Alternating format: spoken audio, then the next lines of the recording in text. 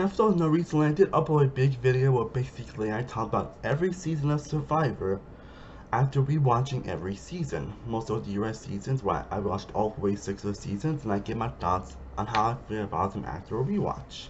And that was actually something I wasn't planning on doing actually, but it was actually a really fun thing to do actually. And I hope you enjoyed that big video, so I figured not only am I going to do that with all the other seasons of Survivor, but maybe I'm going to do that with Big Brother as well. I mean, I also did Remai's Race, so I figured also why not do with Big Brother as well. Again, Big Brother might be a, not how often I'll do that, but you know, I'll do Big Brother the longest season, but we'll get into them when we get there. But anyways, I am definitely excited to do this, honestly. Again, instead of just doing a video I talk about like multiple seasons at once, I'm just going to do a separate video for each season.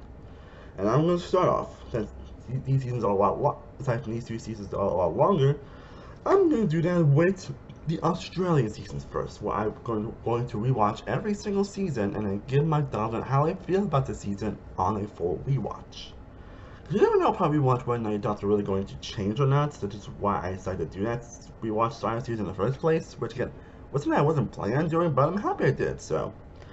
Either way, enough readable, this is just Wikipedia, and here are my thoughts on Australian Survivor 2002 upon a rewatch. And this might be the shortest one I've done, honestly, because I think of all these, this one season where I don't think my thoughts really have changed much or much at all, honestly, on rewatch. Like, I feel majoritively the same I felt.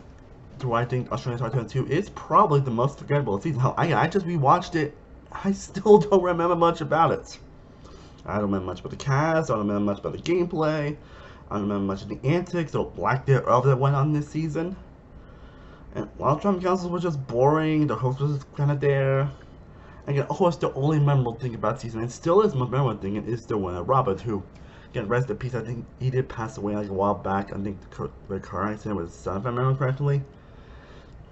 And he was going to be probably one of the best winners during the time when he won the season, honestly, because he is a very impressive winner at the time, actually. Like, he was one of those winners that was kind of ahead of his time. He actually plays one of the most impressively dominant games, but not in a boring way. It was more how the season was portrayed that made it boring, but he doesn't do it in a boring way, actually in a really engaging way. He's probably, like, truly, he's probably the only reason why this season is a bottom tier. He's probably the only reason why this season won't be on like the big bottom tier of Survivor seasons, because of his winning game. And how impressive was he did win.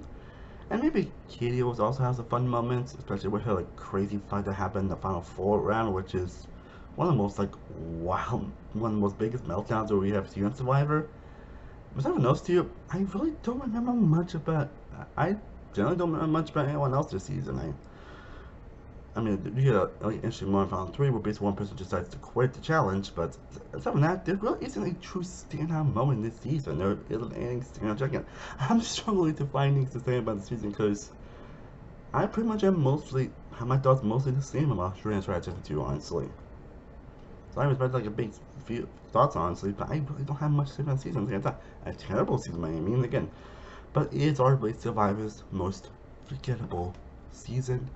Still 3 out of 10, my thoughts have really changed on this rewatch.